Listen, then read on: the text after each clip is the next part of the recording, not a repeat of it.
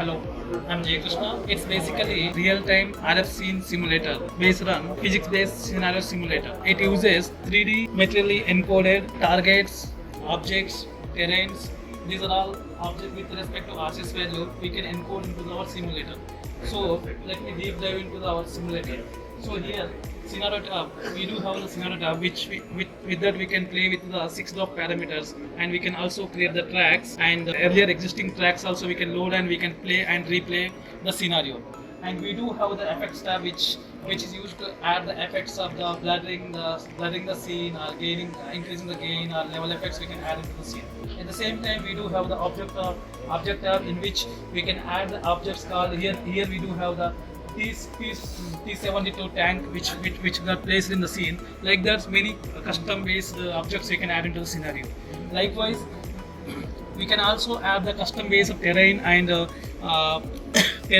at some latitude, longitude, altitude, and we can also place the object set. Here we can choose the positioning of the objects by X, Y, Z and yaw, raw, pitch, roll.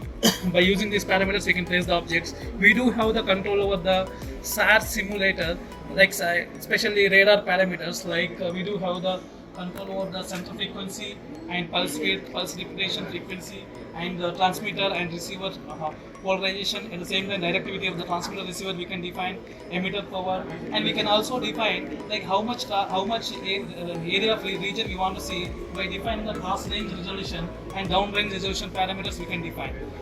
To the scene, we can also add atmospheric effects like cloud, raining effect, rain rate, and rain temperature.